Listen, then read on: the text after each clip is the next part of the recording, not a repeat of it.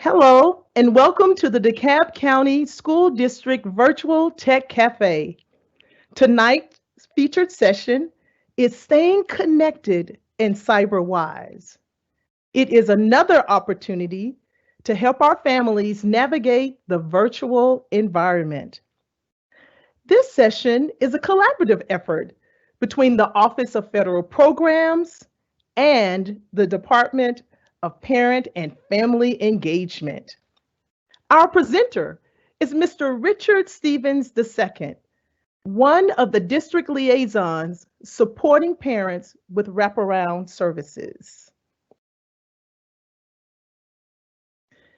The Parent and Family Engagement team provides supports to families and schools who need assistance assessing school and district resources, addressing concerns, and building skills to be strong partners in their students' education.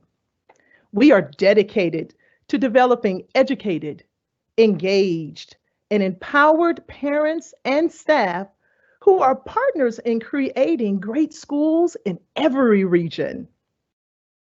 Family engagement resources and supports are available through the Department of Parent and Family Engagement and the Title I Office of Federal Programs Regional Parent Centers. Now let's meet this awesome district parent and family engagement team. It is led by Dr. Tinsley, Deputy Superintendent of Student Support and Intervention. Ms. Marcia Coward, Parent and Family Engagement Department Manager. There are 6 liaisons covering a multitude of resources and services for you. They are Narva Dunlap, Richard Stevens II, Latanya Winters Buford, Stephanie Valentine Forbes, Damon Gunter, and Ann Ferreira. Now, under the leadership of Executive Director Dr. Maisha Warren and Director Ms. Shawn Thompson, let's meet the Title I Parent Center Facilitators, where they are building partnerships with school, home, and community as well. Ms. Angelica Rosso, Region 1. Mr. Cleveland Dollison, Region 2. Ms. Victoria Turner, Region 3. Mr. Joseph Benford, Region 4. Ms. Tamisha Favors, Region 5. Ms. Demetria Perkett Brown, Region 6. And yours truly, Annette D. Ford, Region 7. Now, let's get the best out of tonight's session. In order to do that, it's best when it's done or being viewed on a laptop or a computer. Now, if you have any questions, please type them in the Q&A section because we want to make certain that we respond to every question that you have. Now, the chat is being monitored by members of the Title I Parent Family Center facilitators and the district family engagement liaisons. Questions are being recorded and some answers will be provided in the chat or during our Q&A tonight. Well, you've heard enough from me. Our next voice that you will hear will be none other than Mr. Richard Stevens. Take it away. Thank you for that introduction, Annette, and welcome everyone. Today we are talking about being cyber wise and staying connected through the internet. Our goals for this workshop are to understand what our children are doing online, to learn how to keep our children safe when they're online, to learn how to teach our children to make smart choices when they're online, and to start a discussion about internet safety that we continue with our families and others. how children get online. Now, we all are familiar with children getting online through laptops and personal computers, especially now that we're doing virtual learning. But what some parents may not be aware of is that children can get online through any mobile device. Specifically, they get online through cell phones and tablets. Whenever you let them play a game on the computer, on the phone, or let them play a game on the tablet, typically they're connected to the internet. And that can cause some problems down the line. So we want to be aware of how they're getting online. But also, they can get online through their video game consoles. How many of you are aware that you can get online and communicate with others through video game consoles? That's something to think about. What are your children doing online? Well, most of them are visiting virtual worlds. Some of them are playing multi-user games, like we said, the video game systems. A lot of them require the internet now for your children to use. Text or instant message one another, that's big with kids. Post profiles and interact with others on social media sites. View and post videos, download music, create and upload art. But 9 times out of 10, what we want our children to do online is do research and homework. That's a big thing. You want them to be focused in school. You don't want them to be having other windows up and doing a lot of different things when you want them to be using their computers and laptops and Chromebooks primarily for homework. What are virtual worlds? All right, so you saw the number one thing that children do online is exploring virtual worlds. The big virtual worlds that we find now are like Fortnite, Neopets. Then there's one that's supposed to be for teenagers. So if you look down here, you see Roblox. Roblox is a big, big virtual world for our kids. Many of you probably have seen your kids playing Roblox, or you know of Roblox. The issue with Roblox is it's listed as a teenage game. It's geared towards teenagers. Now, in the UK, they actually have that. In Europe, they actually have the label that is not suitable for anyone under 12. However, here in the United States, it says as young as 7, it can be suitable for. How many of you know what potential problems can come from the game Roblox or Fortnite? Take time to think about that. Well, one big problem we see with Roblox is that anyone can join. There's nothing that stops someone who is older or a grown-up from joining Roblox and playing with those. They create little tiny men, little avatars, and tiny women, and they explore the world, similar to like a Lego game. So similar to Legos, but you're animated and you're moving around. The trouble that we find is that a lot of adults are taking advantage of this game and they are communicating with kids. Also, there's been articles about this, and if you contact me later, I can send you the literature on this and send you the articles. There's been articles that talk about Roblox and how some adults are getting the animated characters to do inappropriate activities. And they're trying to get the children who play the game to get their animated characters to be involved in these activities. So we want to be aware of that. We want to visit these games. We want to play them ourselves so we know what our children are doing online. Also, when you find out that your kid spends a lot of time online in these virtual worlds, you want to use your parental controls to restrict certain features on the sites. Social media. Now, we're pretty much familiar with social media as adults. We understand Facebook, Instagram, Twitter, and Facebook even has a Facebook Kids version that you may be familiar with, and an instant messenger app made for kids. The issue is that you're supposed to be a certain age when you create the Facebook account that doesn't come with the restrictions of the kids version comes with.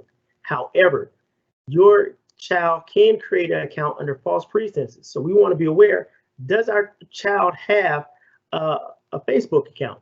What are they doing on Facebook, Instagram? Who are they sending pictures to? Now I have Snapchat with an asterisk by it. I want you to think, why would Snapchat be italicized and have an asterisk? Why am I highlighting Snapchat? Snapchat, the reason why I'm highlighting Snapchat is because Snapchat has a level of encryption on it where messages can be timed. Videos, pictures, anything your child sends can be timed and they'll disappear.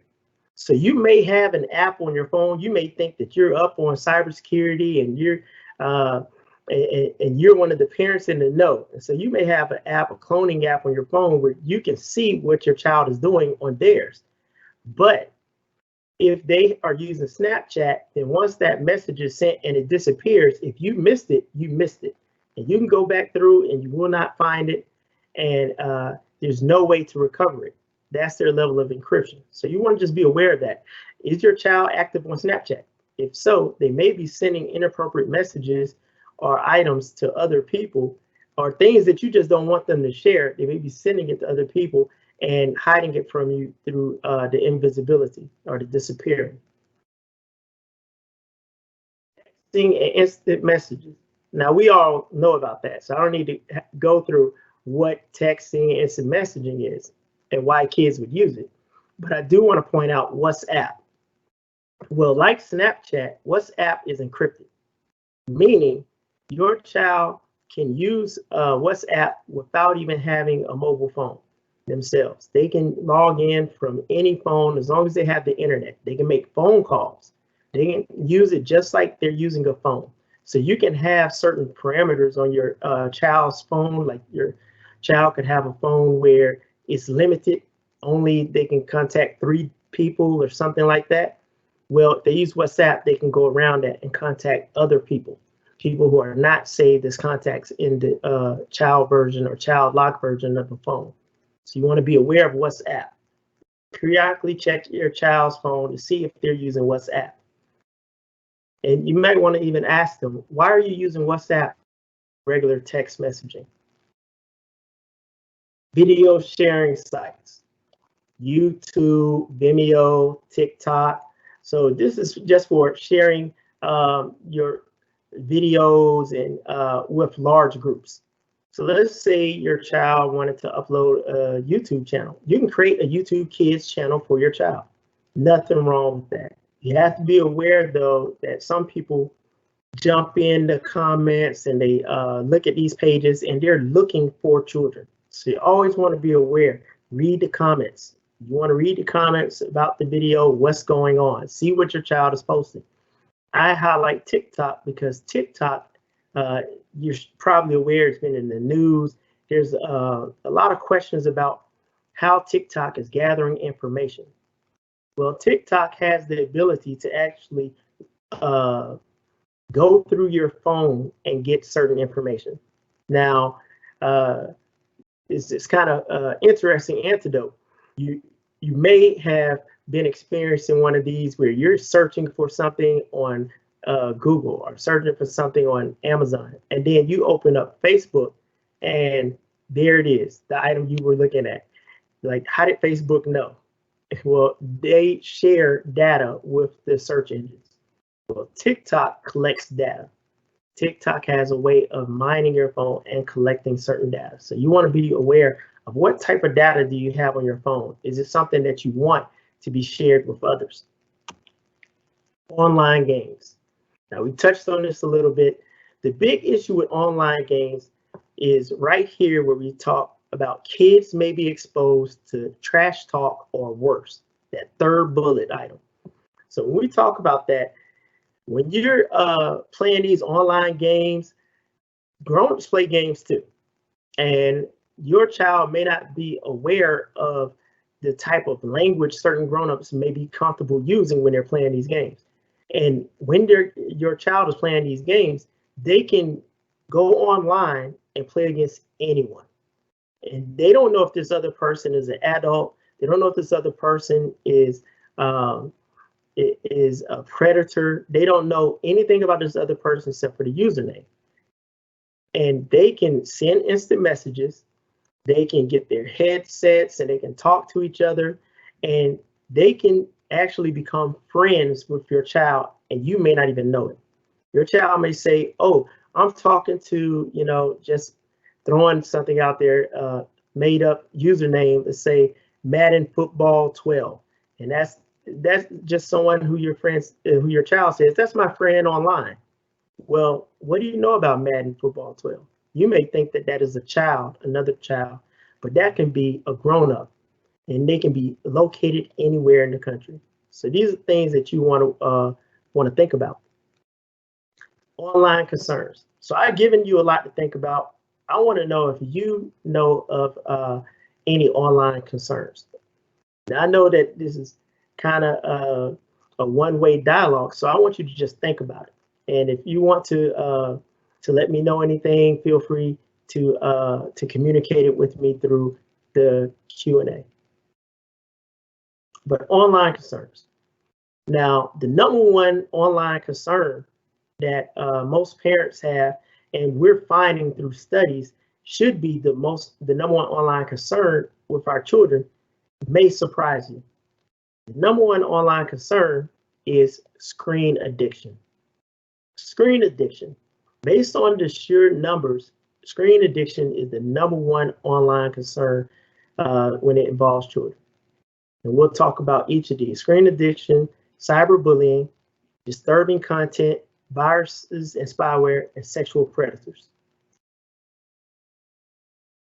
Screen addiction. So as you see, 47% of parents said their children spend too much time in front of screens. And I know some of you are laughing because now we're in the age where your child spends a whole lot more time online and in front of screens than they used to, because we're doing so much virtually now and we're doing things online.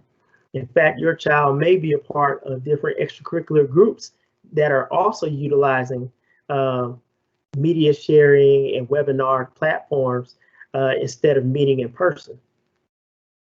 But we still want to be aware of screen addiction. How much time does your child spend online? Now, how do you know if your child is addicted? Let's see, addicted to the internet, social media. There are things that we see that makes our children tech dependent. Screen addiction is recognized as a health condition. It can cause sleep deprivation, severe sleep deprivation. 7 out of 10 children say that they missed out on sleep or they neglected their schoolwork because they're online. Do you know that in looking at this third bullet, this is something that really, really struck a nerve with me when I did a lot of research on this topic. Many children ages 8 through 11 are using social media to seek acceptance and support, determining self-worth on likes. That's deep. That's a lot. Think about that. It's one thing for an adult to feel they need to have an internet presence and feel that they need to have certain recognition through the internet, through social media. But think about someone who is still developing their mind, still just gaining some type of awareness of who they are. Think about someone as young as 8 saying that, hey, they don't really like me, or they don't think I'm pretty, they don't think I'm smart. And you ask your child, why? Why would you say that? And they say, because they didn't like my post, or I only got 2 likes on my picture. That's actually becoming a thing and a problem for children as young as 8. And so we want to be aware of that. Those are kind of indications that there's something going on. Our child may be experiencing different unhealthy environment online, or they may be at the beginning stages of screen addiction, replacing real life with what they experience online. Children are becoming less interested in anything that does not include their device. You tell your child, go outside, go play, and they don't want to, or they go outside and they take their device with them. That's unhealthy screen addiction. Screen addiction tips for parents. Limit screen time. Less time means less exposure. So less exposure to those other things. That's why this is this is the number one concern, because the less time your child spends online means the less chances or the less probability that they will encounter the other things we mentioned, such as cyberbullying or strangers online. Encourage alternative activities. So make sure that they have, they have time away from their device, time away from online. Make sure they have breaks. That's very important, especially now that they're spending so much time online and they have to. Make sure that you encourage them to say, okay, we're going to put things down, or we're going to have a cyber-free day. Remove devices from their bedroom. This is very big. Remove devices from their bedroom. And this can be important for some of the other issues that we're going to talk about when it comes to safety, is making sure that they're using a device in a common area, somewhere where you can see them using it. But remove the device from their bedroom. Bedroom is for sleep. So see if they can remove that from the bedroom. If it's not time for school or not time for something that you know them to be using constructively, like virtual learning, after that, we're going to take it out of the room. Okay, we're going to take out and lead by example. It's hard to tell your kid that I think you're spending too much time online and you're addicted to your screen if every time they turn around, they're trying to have a conversation with you and you're looking down at your phone or looking at your phone while you're driving and doing all these other things. To them, you're modeling what they consider to be okay behavior. Mobile-free meals. Now, this is something that has helped me out even as an adult, dealing with adults, having mobile-free meals. You know, when I go out to eat, or when I used to go out to eat with friends, we used to always say, hey, we're going to put away our phones, man. We're just going to talk to one another, especially with my group of guys that I fellowship with. We said, let's just focus on what we're talking about, put our phones away. And also, as a caveat, this is something that I had to implement in my marriage, because I saw that we were spending a lot of time on our phones, and said, hey, why don't we put the phones away so that we can focus on each other and focus on the meal? If you do this with your family and your children, you might be able to find out a lot of things that you didn't know with your children, because children, just like all of us, feel more comfortable talking when we're eating. That's just how we do things. And I'll get into that a little later about utilizing mealtime to find out what your children are doing online. That mobile-free meal will be a benefit. You will see. Cyberbullying. Cyberbullying is posting or forwarding a private text message or an embarrassing image to others. It can also be tricking someone into revealing something embarrassing or forwarding it to others, spreading malicious rumors, or stealing passwords. All of these are forms of cyberbullying. Now, cyberbullying is big. It is deliberate. So even if the intention is not to bully, the fact that the action occurs because the intent is to do harm, we consider it deliberate. Cyberbullying means that there was an intent. It's repeated. Cyberbullying, bullying itself, is a repeated action. It's not a one-off. So you need to be aware that if it happens once, it could happen again. Also unwanted. We consider cyberbullying to be officially bullying. We've actually crossed the threshold from an happenstance incident or a one-off incident into the realm of being labeled cyberbullying when Your child has expressed they do not want this attention. They consider this attention to be harassment or threats. It is unwanted. Now it is cyberbullying. These are the categories for cyberbullying. Inadvertent. Now, I just explained that that cyberbullying, for it to be cyberbullying, it has to be deliberate. So what is inadvertent? Inadvertent means that the person is not aware that what they're doing is considered cyberbullying. They're not thinking of themselves as a bully. They are participating in one of the other categories, but they don't consider it bullying. They may consider it, hey, I'm just doing what I'm doing. I'm just responding to what your child is doing. But the thing is the intent. Their intent is still to do harm to your child. So it's labeled cyberbullying. Vengeful angel. This means that the bully is saying, I'm righting a wrong. You got at me, so I'm going to get at you. But it's cyberbullying because they're progressively doing it worse. Your child may have mouthed off at the other child and said something wrong. And so what the other child does is escalate it and continue it. So it is cyberbullying. Mean girls. Now, this is an interesting concept that we all may be familiar with from the movie Mean Girls or from, life outside of cyberspace. But Mean Girls, the concept still exists in that it is a group. The bully depends on the group. They like having group interaction and getting the recognition from the group for bullying.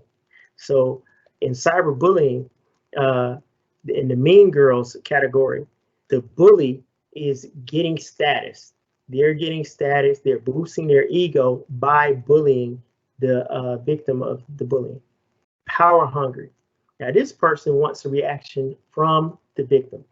This person is controlling. They control with fear. So they're hoping for a reaction. This person loves the fear. This is kind of that traditional schoolyard bully. If you stand up to them, you could push them away, or you could provoke more because they're power hungry. So you want to be aware of that. And then revenge of the nerds. We actually see this one a lot lately when we talk about cyberbullying and thwarting it. Cyberbullying now looks a little different. So whereas someone may be getting picked on in class or in school. So back when we were inside the classroom, typically in Revenge of the Nerds, this person is viewed as a victim during the class day. This person is picked on, they're actually bullied. But when they get home, when they can get online, they become someone else. They often have a different profile that doesn't look like them. They have a different persona online, and they then use the online cyberspace as their own bully pulpit and their own schoolyard to bully the kids that were bullying them. It's an interesting concept. So be aware of those categories. Now, these are some common cyberbullying types. I'll just go through these briefly. Flaming is to go back and forth. We used to call it joning, playing the dozens. Now the kids call it flaming. Harassment. So harassment is directing offensive and rude messages to the person, actually sending it directly to the person. Cyber stalking is when you add threats to it. So now it's threatening. So it's harassment, but threatening. We consider that cyber stalking. Denigration is the same as harassment, but you're not sending the messages directly to the person. You're spreading them about the person. So you're sending the messages to everyone else.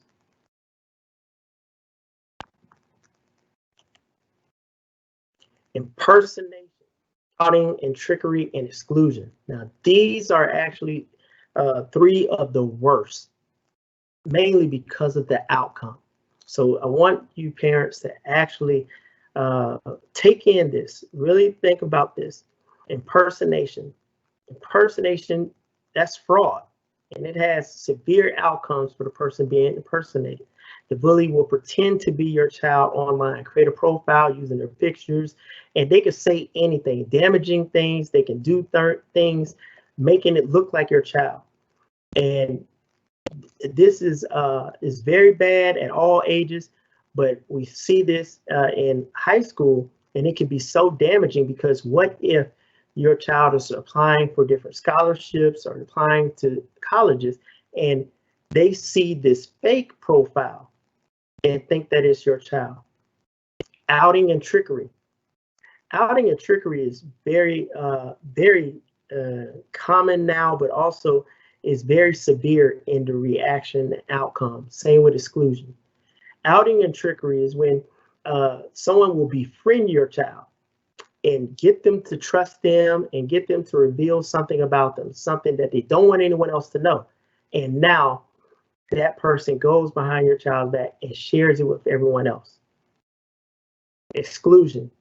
There's a whole group, like they're inviting everyone to a party, and they don't invite your child, but also they can create an entire group online, like a Facebook group or something like that, and they spend the whole time talking about your child. Exclusion and outing and trickery, usually in physical harm. Outing and trickery can end in suicide. Exclusion can end in assault. And so we want to be aware of that. Is your child a cyberbully? So is your child aggressive when online, when they're texting you, when you're texting back and forth? Do they always want to talk to you about the gossip in the schoolhouse, the gossip that their friends are involved in? Does your child have a lot of different media accounts, social media accounts? Are they hiding things online? And have they become more irritable? Do they feel like they can change the rules to suit them? And this may sound funny to you, but it may not to some. Is your child starting to bully you? That may be a sign that your child is a cyberbully and bullying others. So how do we protect against cyberbullying? Teach your children to never respond to unkind remarks. Never respond. Never. Don't get into a back and forth online. Don't participate in cyberbullying. The easiest way to get cyberbullied is to start off as a bully yourself. You start off bullying someone or being a part of that. Remember what we talked about, the vengeful angel? Now that can escalate, and your child may not be as big of a bully as they thought, or as big as a bully as the other person. Block the cyberbully. Don't respond, don't participate, just block them. Now you don't have to worry about them. Block them. Also, tell a trusted adult. You should be that trusted adult. But if the bullying is taking place somewhere else outside of your purview, such as church or an online chat group or the virtual classroom, make sure that your child knows to tell the trusted adult. And also, save the post. Teach your child how to screenshot on their phone or on their device, or print screen on the laptop. Save the post. Now, here we go. Talking about escalating different things. I hope that you never have to do this, but if there are threats, if it is cyber stalking and cyberbullying and there are threats, please know that you need to contact law enforcement. Don't take it for granted. Don't say, oh, they're just kids or nothing will happen. No. Notify law enforcement. Notify your child's school if it involves the school or the classroom or takes place even in a virtual classroom. Notify the school. And if there are threats of physical harm and you feel that the threat can be in the least bit credible, tell your school that you will notify law enforcement. Let your school know. Make sure that they're in the loop. Make sure the teacher, the principal, everyone is in the loop and they understand the severity of the situation. And make sure they understand that you are not taking this lightly. You'd rather err on the side of caution.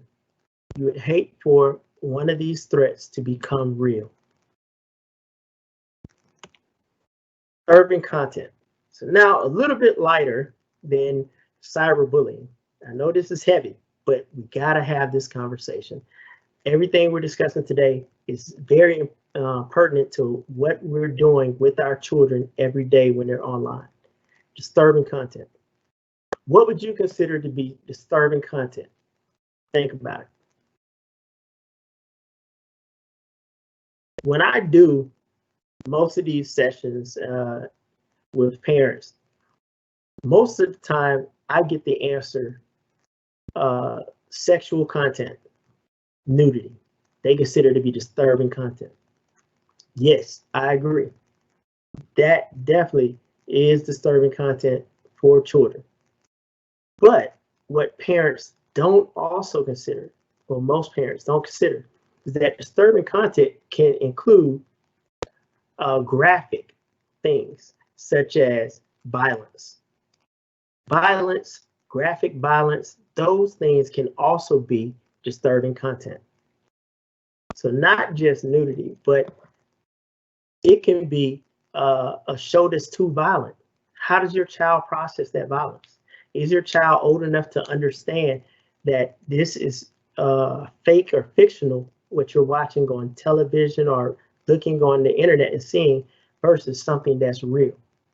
Also, your child may be doing research for homework or doing research for school and may come across some images, like let's say they're researching World War I or World War II.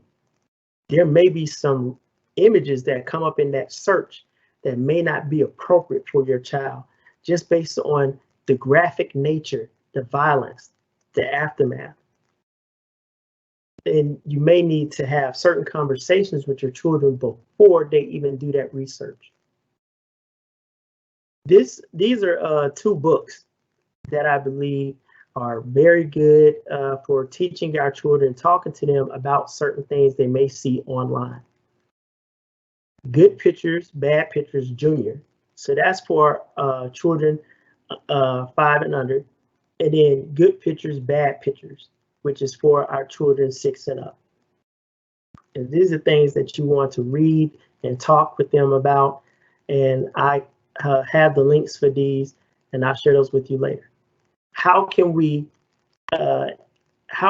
take precautions to protect our children from disturbing content? Parental control software, child-friendly search engines, child-friendly search engines. That's very important. Like I said, your child could have the best intentions and still come across something that you consider to be disturbing for them. Also, bookmark their favorite sites and your favorite sites for them to use. So that way it's easy for them to go to. If they're on a mobile device, you want to add those sites to the home screen. So there's no reason for your child to ever use the search bar or go searching on the internet. They can just click on the icon that takes them directly to that parent approved site. And that's the site you approved as the parent. Let's talk about disturbing content. Let's talk about it. What do you consider disturbing online content for your children? And I phrase it this way for a reason. What do you consider disturbing online content for your children? Not what I consider, but what do you consider? In what ways do you protect your child from disturbing content online?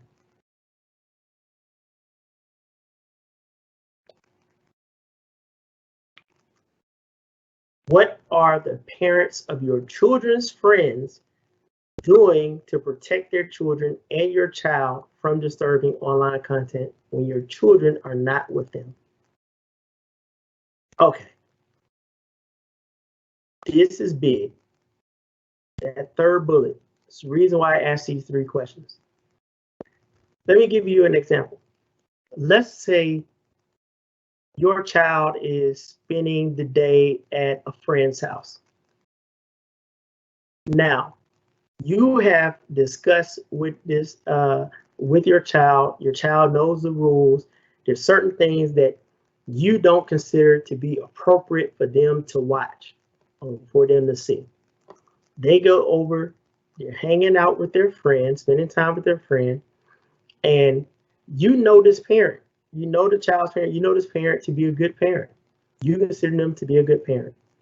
Your child comes home and says, "Hey, I was looking on the internet with my friend, and we started looking at, for example, people in bathing suits or in their underwear." Now, you don't consider that to be appropriate for your child. Your child is very young. You don't consider that to be appropriate. You talk to the other parent. The other parent says, well, that's fine. They still had on clothing. The other parent doesn't consider that nudity.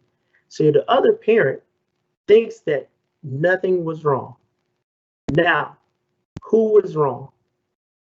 Who was at fault?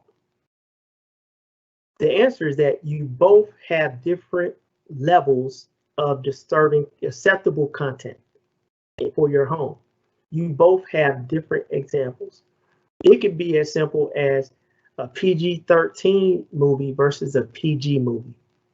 You may allow your child to watch PG movies but not PG-13, or watch PG-13 movies but not rated R movies. They go over to the friend's house. The friend is allowed to watch those movies, and so they watch them. We want you to start having these conversations about disturbing content with your fellow parents. Talk to one another. Know what are the rules for that household. What are the rules for your household? And I'm not saying that you should tell other people how to parent, but you should let that gauge how you let your child interact when you're not around you. They may not be able to go over that parent's house without you if that parent does not agree to the same acceptability level for certain content online or in film or anything else around your child. Viruses and spyware. Your computer may be infected with viruses and spyware. Got to be aware of things that lead to viruses and lead to what we call spyware. Spyware is the ability for someone to go into your computer remotely and use it. They're able to get information off your computer. They're able to turn on your webcam. You know, everyone or almost everyone has a webcam now. They're able to turn on your microphone. They can be watching you and listening to you when you're not aware of it because of spyware. Viruses do harm to your computer. They slow down your computer, and they are very much more so common on PCs than they are on Apple products. So you want to be aware of that when you're using PCs. And, PC would be any personal computer that's considered not to be Apple, or we know as Macintoshes for back in the day. So viruses and spyware, they attack us through downloads, things we download, emails, open up bad emails, peer-to-peer networking, infected websites. So clicking on those bad links, those bad links that come through emails and phishing schemes. So that's pronounced phishing schemes. And we're going to talk about that. Phishing schemes are when they are looking for information. They're trying to get personal and private information, such as financial information, from you. Sexual predators. Sexual predators masquerade as other children or kindly adults. They trick children into revealing personal information, lure children and teenagers into meeting them in person, and they groom. Grooming. How many of you know what grooming is? All right, I want you to think about grooming. If you're not familiar with the term, grooming is how the sexual predators make your children feel comfortable with them. So they're masquerading. We say masquerading as kindly adults. We're very much familiar with the ones pretending to be children, like you said, through Roblox or through some of the video games or even social media. What about the ones who are quote unquote hiding in plain sight? I want to paint a picture for you. Think about it. Your child is at Little League practice or extracurricular practice, and there's an adult who shows up. You go to pick up your child, you notice that there's an adult you're not familiar with. The adult's there watching the practice. You come back a few practices later, you see now the adult is interacting with the kids. You think to yourself, this adult probably is a parent. But do you know that this adult is a parent? The adult now is spending time with all the children and, in fact, your children. You go to pick up your child from practice, and let's say it's Little League football or baseball. And so your child comes to the car now, and they have a new catcher's mitt or a new football. You're like, who did you get that from? They tell you, Mr. So and so. Well, that's that adult that you didn't know about. Why would they give your child this present? Why would they give your child this? They're trying to make your child feel comfortable with them, comfortable doing things, comfortable being around them. You now ask, who is this person? You ask another parent, other parent says, I don't know, I figured they were a parent, or I figured they're one of the coaches, one of the new coaches. You talk to the head coach says, oh, I thought he was okay. I thought he was from the neighborhood. He said he knew you guys. No one knows who this adult is. This adult just shows up, starts spending time with the kids, and maybe doing things inappropriately. They are slowly infiltrating the circle of trust. They're slowly grooming your child. Your child feels comfortable. They view this person as a trusted adult, specifically because around other trusted adults, no one seems to be concerned. They're hiding in plain sight. That's the person who's grooming. They're trying to make your child feel comfortable so that they can take advantage of that comfortability. You want to be aware of that. Always on the lookout for that. And for adults who spend a lot of time with their children or with other people's children, you want to be aware of that. What are they doing? Why are they here? Safety from sexual predators. Teach your children to never reveal their name, address, phone number, or school name. Don't post or send photographs of your children in public forums. Teach your children, don't post or send photographs of themselves. Teach your children to choose a nondescript screen name. So choose a profile name or screen name online that does not relate it to their name. So let's talk about it. Why shouldn't your children reveal those 4 things? If they reveal those 4 things, now they know where your child is going to be, where they can find your children, where your child is located. They can look out and see when the adults isn't looking, when can I take advantage of this? Here in the metropolitan Atlanta area, we have an issue with sex trafficking. Sometimes sex trafficking can begin from online presence, from these sexual predators not even interacting with your children in a grooming attempt, but just watching them and also watching you. Do you post pictures of your children publicly on your social media platforms? Do you post to Facebook pictures of your children just for a close group of friends or a small number of relatives? Or are you making public posts showing your child in their school uniform with the school's name? Are you telling your people, hey, this is my child in so-and-so's class in this grade? More information you give the sexual predator, the more ways they can utilize it to abduct your child or harm your child. You want to be aware of that. The name is also important. When we talk about nondescript names, we talk about names. I would also say teach your child not to give anyone that family nickname, the nickname you call your child. So my nickname growing up was Bo, short for boy. That's what my dad nicknamed me, Bo. And so he would call me Bo. So if I'm out playing outside or doing anything and someone called me Bo, I know that only people in my family know that nickname. So if a stranger were to say, Bo, hey, Bo, come here. Your dad told me to drop you off or to take you to go get some ice cream. As a young kid, not knowing the difference, I may assume that this person's telling the truth because they know that nickname. They know that trusted family nickname. So we want to be aware of that. Safety for sexual predators. Learn how to use privacy settings. All of your apps, all your social media, everything comes with privacy settings. So learn how to use them. Become familiar with the websites that your child visits. Know what those websites are.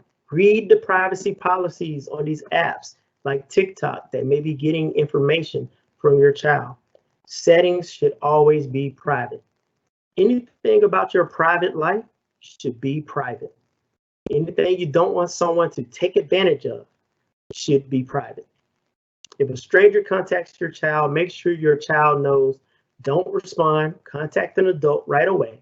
Contact an adult right away. Block the offender.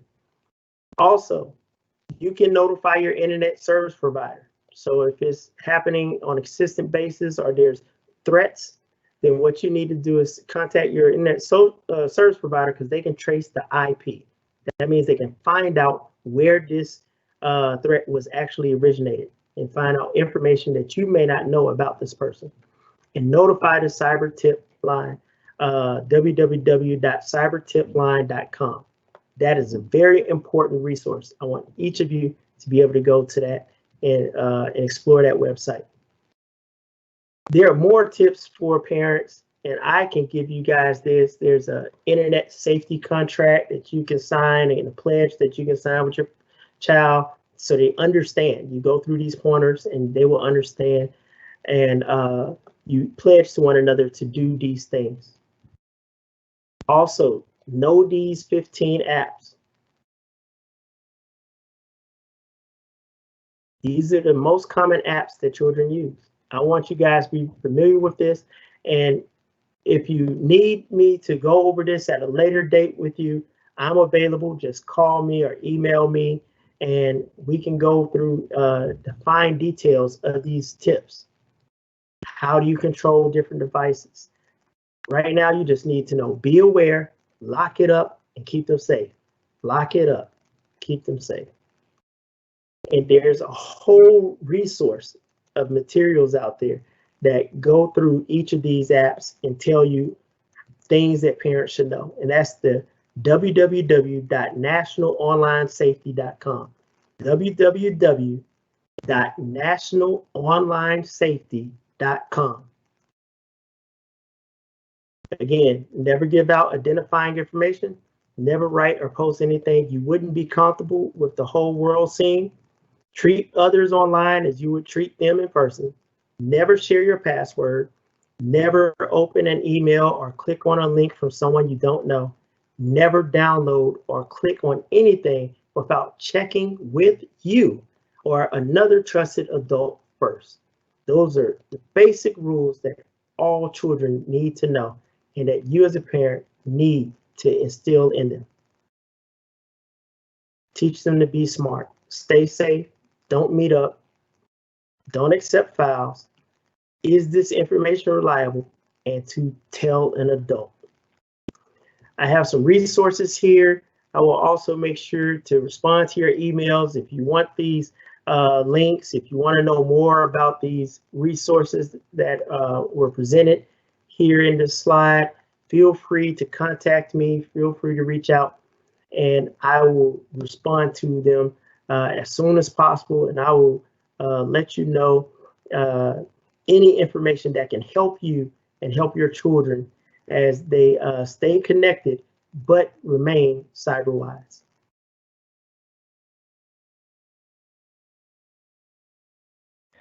Well, Richard, that was great. Lot of great information, and we have some questions for you. You All ready? right. All Yes. right.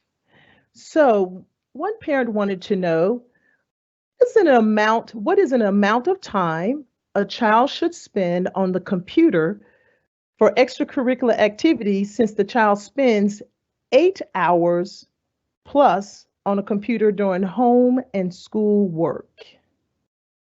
All right. So that varies depending on the age of the child, but we usually say typically 1 hour, 1 extra hour. So if there are multiple extracurricular activities, that may be problematic. But anytime your child is sitting for long periods of time in front of a computer, we want to be aware of the screen addiction, but also we want to be aware of the physical things. How is their comfortability sitting for long periods of time? Um, they can have issues with their joints, their legs, uh, even in our older children, hemorrhoids, but also their eyes. Looking at these bright lights and looking at a screen, blue light comes into the picture. And so, are they wearing their glasses? If they wear glasses, they need to always wear their glasses while they're doing things online. But we typically say 1 extra hour. And we always want to break that up too. If you have to do longer, let's say 2 hours, there should be a break in between. Yes, and those are some great observations that you gave as well, Richard. Thank you for that. Our next question is what to do what to do if your child is the bully? If you find out your child is the bully, you want to go through and show them how bullying is wrong. Talk to them about the different types of bullying. To give them the same information I just gave you. Let them know the consequences of their actions. And also let them know that in most cases, the bully becomes the bullied. It's usually, as my dad used to tell me, there's always someone bigger and badder. So you want to make sure they are aware. How would you feel if the shoe was on the other foot? How would you feel if this happens to you? But also, it may be a conflict for you, but you might want to talk to your child's teacher. Talk to the adults that interact with your child, or the coach, and find out the extent of the bullying. Let them know that you are now aware, and you could coordinate with them to come up with a plan on how you guys can stop the bullying together. Yes, and some other questions that are out here is will we get the PowerPoint presentation? I would like to share this topic with my child. Yes, yes. In fact, if you would just email me, that's the best way to reach me, specifically if you have certain questions and you want resources such as this PowerPoint presentation. What you can do is email me and I'll send you a version of this PowerPoint presentation that kind of gets right to what we're talking about.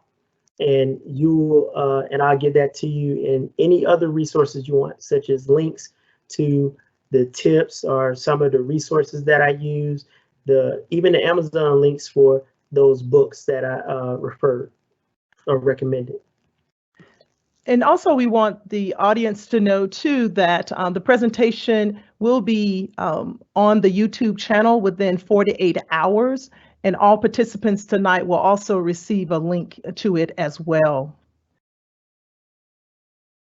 Another observation that was made, and we like this one from our parent, Miss Victoria. She said these categories are sad, and no child should experience cyberbullying. We agree with her. Right.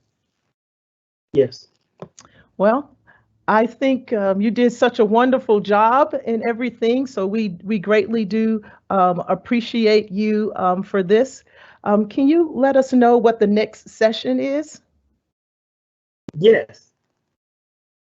So the next session will be Thursday, October 22nd at 6 p.m. And the topic will be plugging into Parent Portal, Infinite Campus, and educational media resources. And parents, thank you so much for joining us tonight with Staying Connected and Cyberwise. We really appreciate your time. Please join us again for our next session. Good night.